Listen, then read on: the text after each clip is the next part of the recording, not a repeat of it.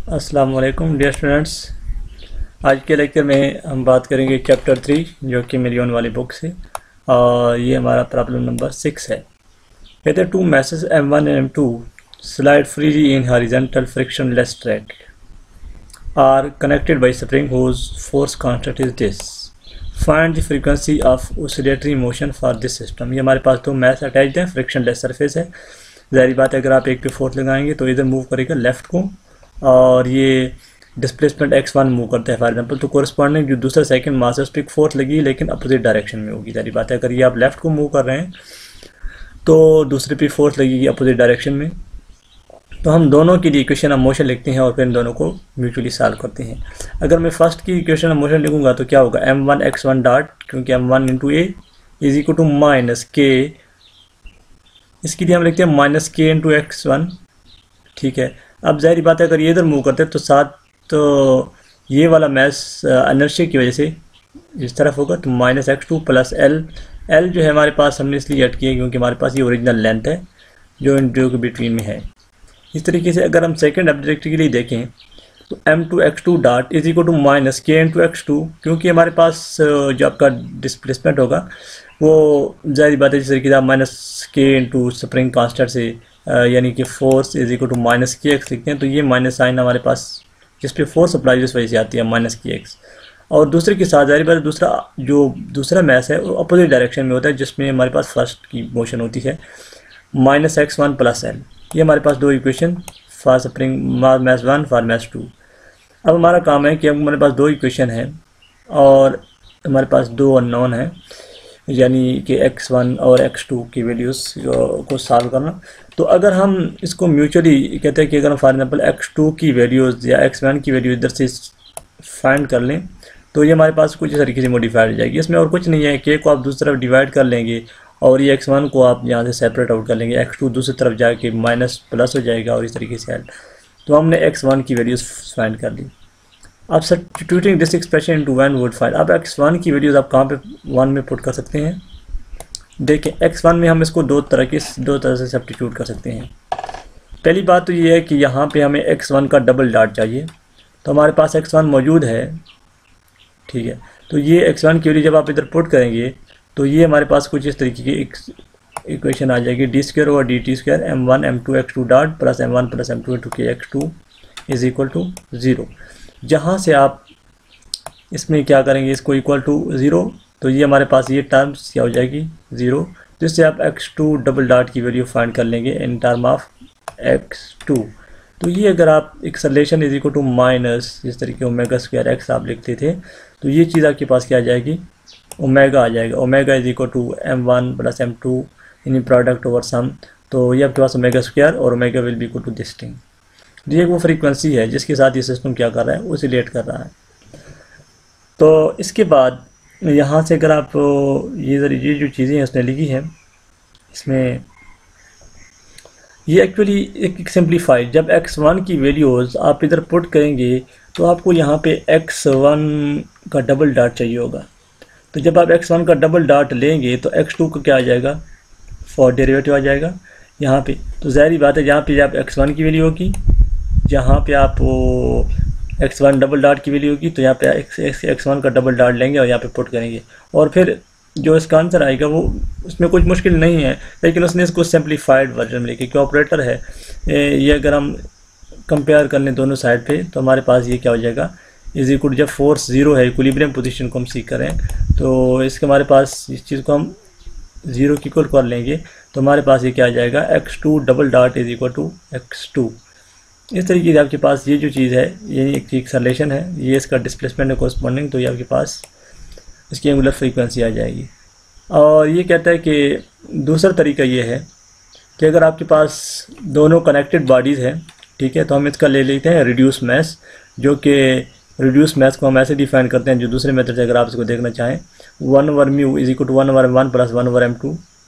ठीक है, ये इन दोनों का इफेक्टिव मैस हो जाएगा। अगर टू बॉडी जो हमारे पास होता है उसको हमारे पास रिड्यूस मैस होता है m1 over m1 plus 1 over m2, और इसका आपके पास म्यू की वैल्यू आ जाएगी प्रोडक्ट यानी m1 m2 over m1 plus m2। ठीक है, यानी प्रोडक्ट ओवर सम। और omega is equal to k over mu, के आपके पास कांस्टेंट होगा और म्यू आपके पास क्या होगा, इफेक्टिव मास, यानी यहाँ से 1/m1 + 1/m2। तो इस तरीके से आप डायरेक्ट भी फाइंड कर सकते हैं, ठीक है। या आप इक्वेशन ऑफ मोशन से या आप इसको डायरेक्ट सॉल्व कर लें।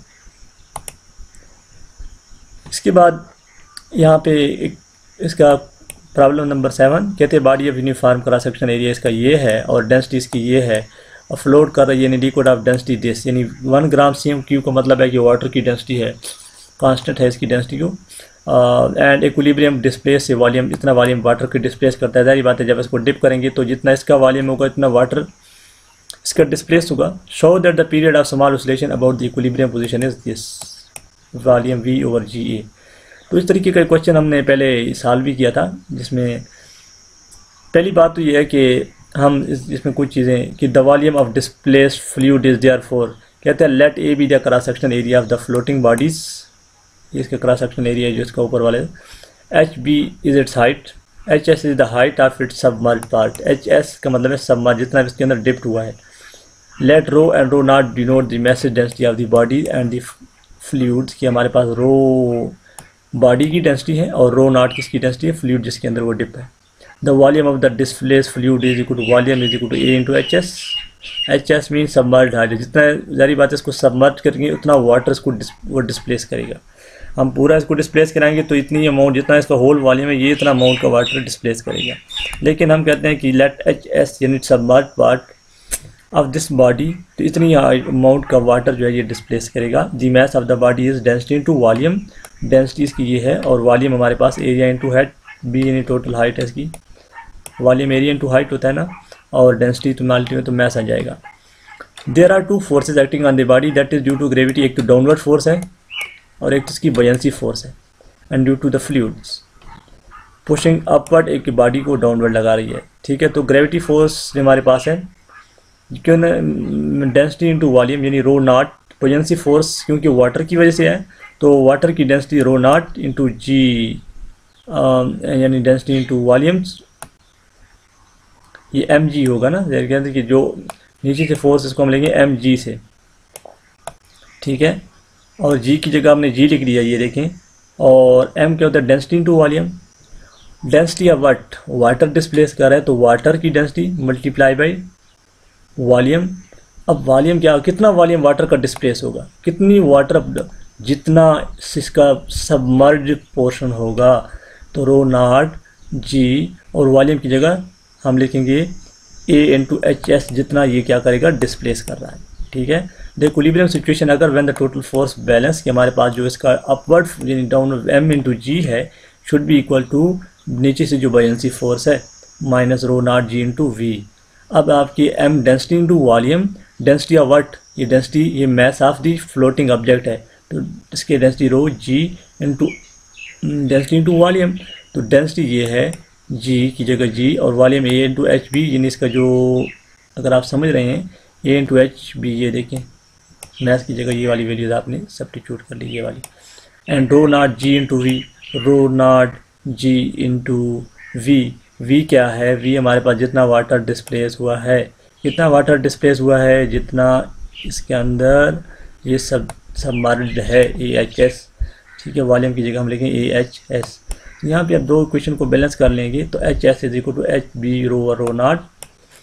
अब फॉर स्मॉल डिस्प्लेसमेंट, क्योंकि हम to and fro motion for small displacement देखते हैं तो इसमें हमारे पास HS को हम लिखते हैं HS + x, x is the small displacement जो कि इसको डिस्प्लेस कर रहा है, तो इक्वेशन 1 बिकम, अगर HS को आप HS + x कर लें तो ये आपके पास हो जाएगा। जाहिर बात है अब जीरो नहीं होगा, फिर नेट फोर्स एक्ट करेगी जब एक्सेलरेशन होगी तो mx double dot will be equal to यहाँ पे rho G A × HB as it, ठीक है, और इस this minus rho G H, क्योंकि S + HS को हमने रिप्लेस करना है HS + x, HS is the submerged height plus x, इसलिए क्योंकि जब डिस्प्लेस होगा तो मज़ीद ही कुछ स्मॉल डिस्प्लेसमेंट इसका मज़ीद ही समर्ज होगा जिसको हमने x से लिखा है।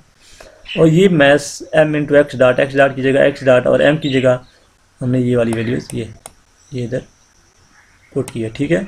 और इस टर्म को हमने एज इट लिखा, ठीक है, और इसमें हमारे पास ये HS को हमने रिप्लेस किया HS + x। यहाँ से अगर आप देखें कि ये जब मल्टीप्लाई करेंगे तो आपके पास कुछ लेफ्ट और राइट साइड पे कैंसिल हो जाएंगी और आपके पास ये चीज़ बच जाएगी। अब यहाँ पे देखेंगे एक सलेशन है, एक्स डबल डॉट है, यहाँ पे एक्स है, तो एक acceleration is proportional to displacement.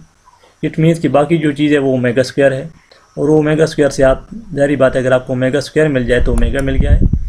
और ये इक्वेशन उसने बनाई, ओमेगा स्क्वायर मिल गया, ओमेगा स्क्वायर टाइम पीरियड था 2 पाई और ओमेगा, और ये ओमेगा की वैल्यू इधर पुट करेंगे आपके पास टाइम पीरियड आ जाएगा। ठीक है, इसके बाद एक क्वेश्चन हम और देख लेते हैं। क्वेश्चन नंबर 10 है कि if the amplitude of a damped oscillator decreases to 1/e of its initial value after n periods, show that the frequency of the oscillator must be approximately this time the frequency of the corresponding undamped oscillator। यानी पहले आप देख लें कि amplitude decrease हो रहा है, amplitude of damped oscillator x is equal to a exponential minus bt cos of, ये डैम्प्ड ऑसिलेटर का एक जनरल एक्सप्रेशन है। कहते हैं since the amplitude decreases to 1/e time after n period, तो हमारे पास बीटा, वैसे बीटा होता है बीटा, बीटी के मतलब n time, b n t लिखेंगे क्योंकि एन टाइम ऑफ पीरियड, और टाइम पीरियड होता है 2 पाई और ओमेगा इज इक्वल टू, यहाँ पे इज इक्वल टू, यहाँ पे हमारे पास is equal to 1। Substituting this relation into equation connecting omega 1 और omega not the frequency of undamped oscillator. ये आपने फार्मूला पढ़ा था कि अनडैम्प्ड और डैम्प्ड ऑसिलेटर की फ्रीक्वेंसी को हम ऐसे रिलेट कर सकते हैं, ये देखिए omega 1 square is equal to omega naught square minus beta square. तो यहाँ से अगर आप ओमेगा नॉट स्क्वायर की वैल्यू निकाल लें और ये बीटा दूसरी तरफ चला जाएगा तो omega 1 square plus beta square हो जाएगा, और बीटा की वैल्यू आपके पास क्या आ जाएगी, यहाँ से बीटा की वैल्यू यहाँ से आपके पास आ जाएगी ओमेगा 1/2 पाई n। यानी ये जो अगर इस बीटा, ये बीटा की वैल्यू, ये ओमेगा 1 इधर मल्टीप्लाई जाएगा 1 के साथ, और ये 2 पाई n, ये 2 पाई n नीचे आ जाएगा, तो ये ओमेगा 1 की वैल्यू आपके पास आ जाएगी, नहीं सॉरी बीटा की वैल्यू 2 ओमेगा 1/2 पाई n होल स्क्वायर। तो इसमें आप ओमेगा 1 स्क्वायर कम ले सकते हैं, इधर भी ओमेगा 1 स्क्वायर है, इधर भी ओमेगा 1 स्क्वायर है, ये आपके पास आ जाएगा 1/4 पाई n स्क्वायर। तो ओमेगा नॉट स्क्वायर और ओमेगा 1 स्क्वायर के दरमियान एक रिलेशन आपको मिल गया है, और यही तो हमारे मेरे ख्याल में रिक्वायर्ड एक्सप्रेशन था।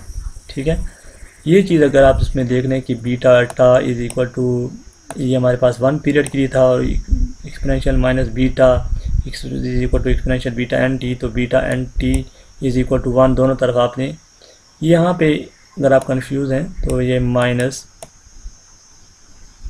Beta is equal to exponential minus beta n t से आप ज़रा इसको कंपेयर कर लें। ठीक है, यानी टी कैपिटल एन टी की, जब आपके पास टाइम पीरियड 1 सेकेंड है और फिर एन टी, तो 1/e टाइम हो जाएगा, तो 1/e टाइम से आप इसको रिप्लेस कर लेंगे।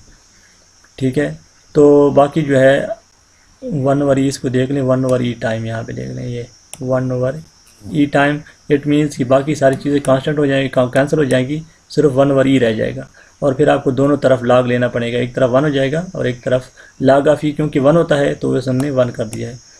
यानी अगर आप एक्सपोनेंशियल माइनस बीटा टी, अब आज इसमें मेरे पास ना राइट टैबलेट्स नहीं है, तो इस वजह से थोड़ा 1/e, इसको आप ऐसे लिखेंगे 1/e is equal to exponential